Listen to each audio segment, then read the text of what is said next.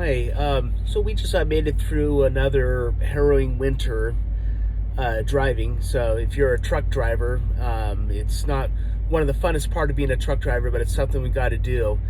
If you're a brand new truck driver, you've probably gone through the training of winter driving, and so you know a few things. And I just want to explain from the perspective of someone who's been driving for 12 years and driven through a lot of winters. The things that I've observed and the things that you're going to want to know as a new truck driver when you approach winter. So there's a lot of different things, and I'll try to answer to address them point by point. So the first of all, I want to say that you're on basically a platform of 18 wheels. What that means is it gives you more stability, it gives you more traction. You're actually safer in a semi driving in winter conditions than most four-wheelers, and that's just a fact. The problem is that advantage evaporates if you're driving too fast for conditions. And so when the weather is getting icy, when it is snowing, when there is ice on the road, when there's blowing snow, you need to bring your speed down, and that's what's going to keep you safe year after year. And so I've driven for 12 years. I've never had a wreck in the winter. I've never, well, any time, but I've had some close calls. That's going to happen. But by keeping my speed down, that makes a huge difference. And so you're going to see some drivers that just, no matter what the driving conditions are, they just run and run and run, and they run fast, and those are the ones that you're going to see spun out in a ditch. Okay, so don't be like that. Okay, and you can be a brand new driver and be safe on the road, while drivers far more experienced than you are spun out in a ditch. Okay, so the choice is up to you. So first question is light or heavy. Do you want a light load or a heavy load? Most drivers will tell you they want their load to be at least 30,000 pounds. And the reason for that is because the pressure that a loaded trailer puts on the fifth wheel plate gives you more traction on your drive tires.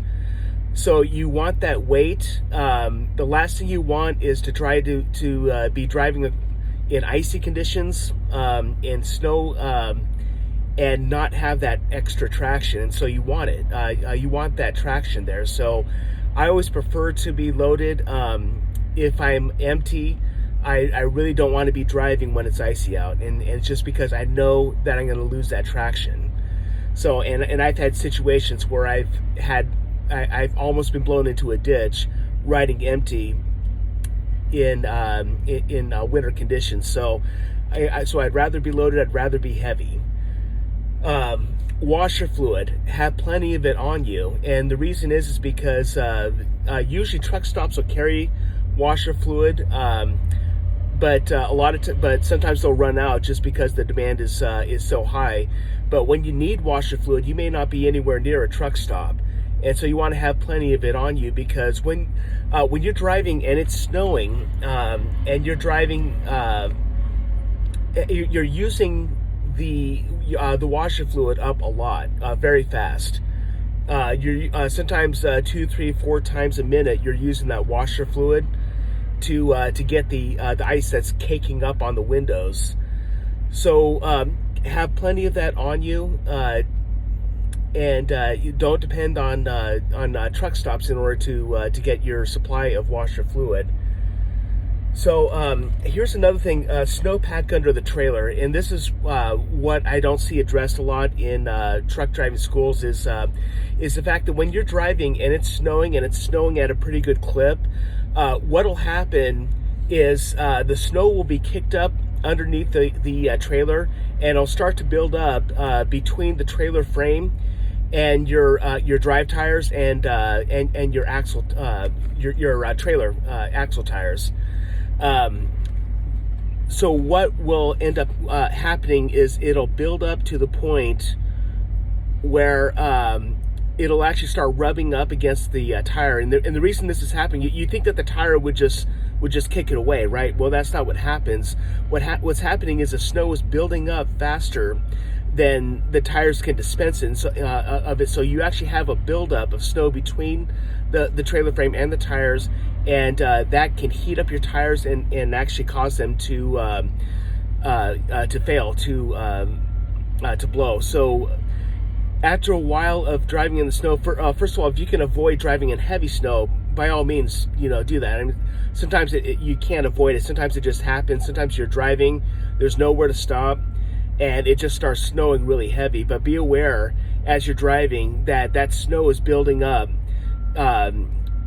between your trailer frame and your tires, and that at some point within about an hour to 2 hours at the most, you're going to want to pull over somewhere and get that snow out.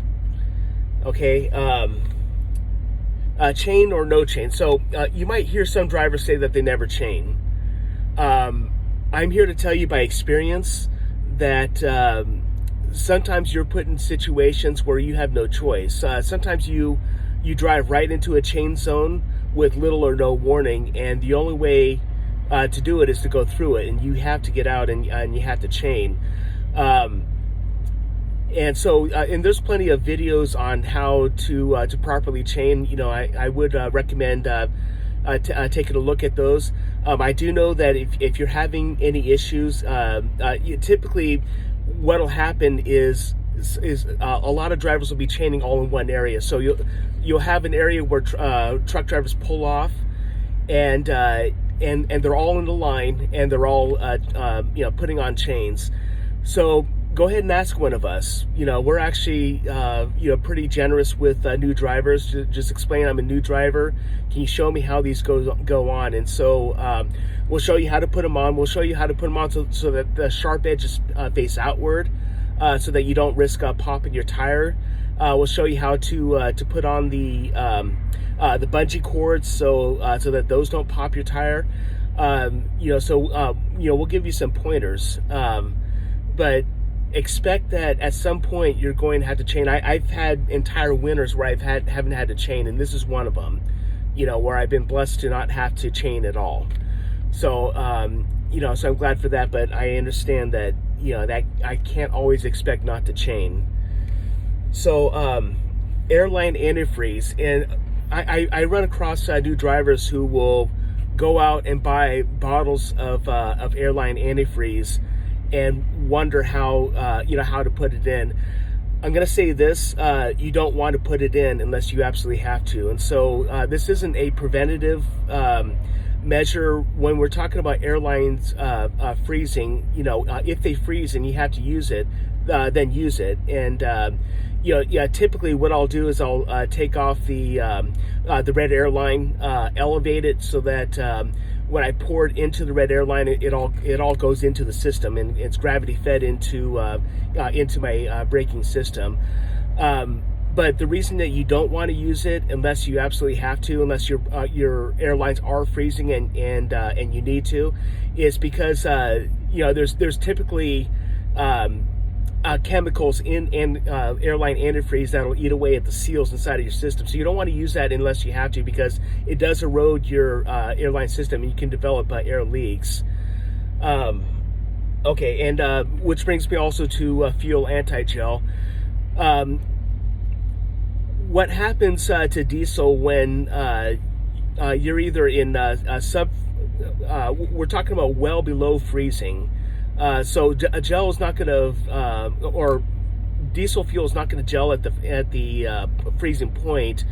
But if you're close to zero, or if you're below zero, or if you go several days, below 15 degrees, and you're at that for several days, what ends up happening is your fuel begins to gel, and you'll know that it's gelling because you'll suddenly lose power. So you'll slow down.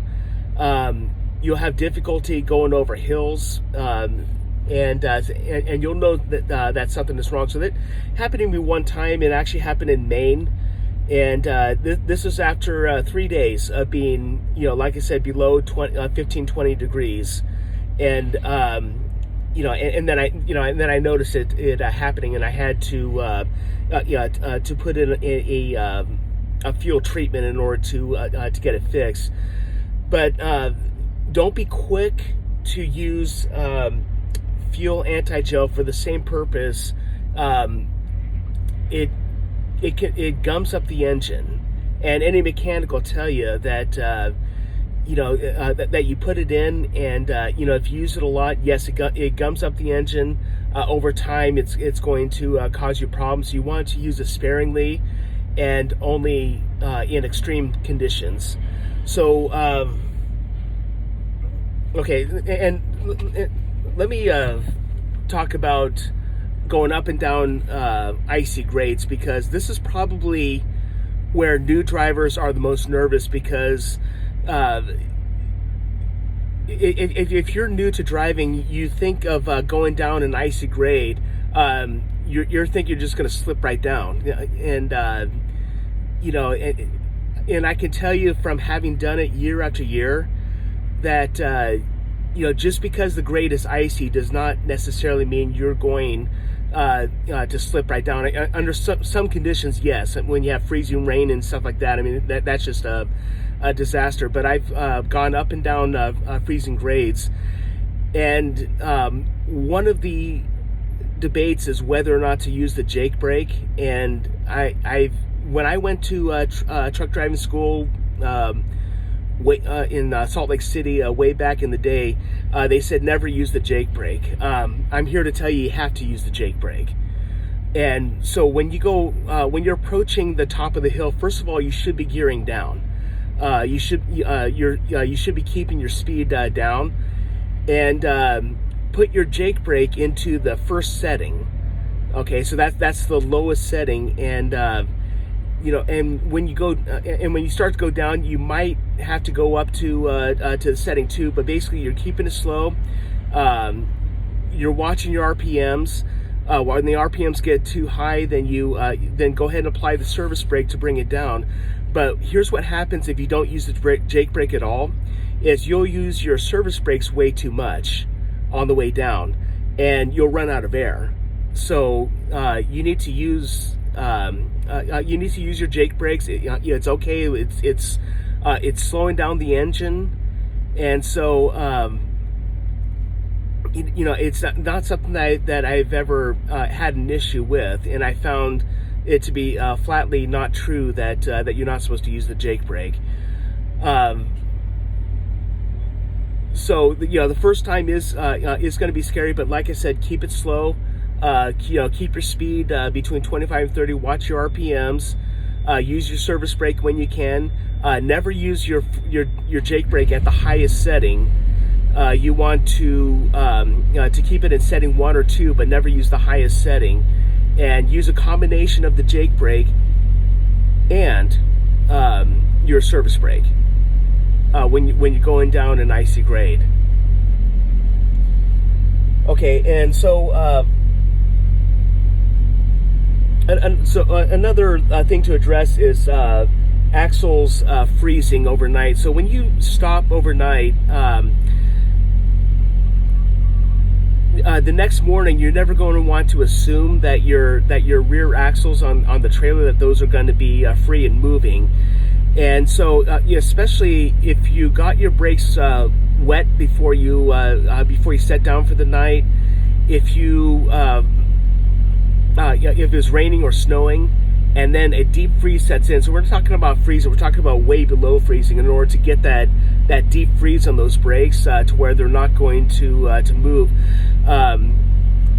You're going to want to check those in the morning before you leave, because what happens is if those brakes are frozen and you just go ahead and head off, you won't make it half a mile before you start popping those tires on your trailer.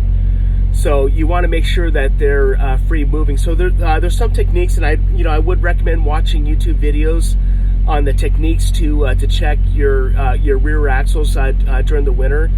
What I do is I'll go ahead and pull forward and do a drift check, which means I'll start to pull forward. I'll put it in neutral, and if it immediately stops, then I'll know that my brakes are probably frozen. If it if I'm allowed to drift into a stop, then I know likely that it's not. But if I have enough light, I want to make absolutely sure. So here's what I'll do: is I'll move forward, and I'll move to the left so I can see my left tandems, and then I'll move to my right, and so that I'll see my right tandems. Because you don't want to assume that just because one side is moving, that the other side is moving too. That's not necessarily the case. So what I do is I'll use the light to make sure, if you're in a truck stop, then there should be parking lot lights. Use those lights to make sure. Just check your mirrors and see that those axles are moving. And once you see that they're moving, then just go ahead and take off. Now, if they're not moving, on these newer trucks, they're really good at. All you have to do is press your service brake hard 2 or 3 times, and usually that will free them up. On these newer ones, on older trailers, sometimes that's not enough. So the first thing you try to do is you press the brakes. You press the service brakes hard and use the service brakes to try to break up that ice in the back. If you can't do that, and I've had to do this before, you have got to get out and you have got to crawl under that trailer with a hammer or something that's going to beat against the side of the brake drums to be able to get those brakes to release. So be prepared to do that. Especially if you're driving an older trailer, be prepared to have to get under that trailer to release those brakes. But luckily, I'm with a company where all the equipment is new, so I haven't had to do that. But it's when you're driving in the winter, it's something you want to check every single day when you're parked in temperatures that are well below freezing. So winter driving it's not anything to be nervous about. It can be done. And I know it can make you nervous to see all the trucks on the side of the road that have spun out, that are in a ditch, that are needing to be towed. I'm here to tell you that you don't have to be one of them.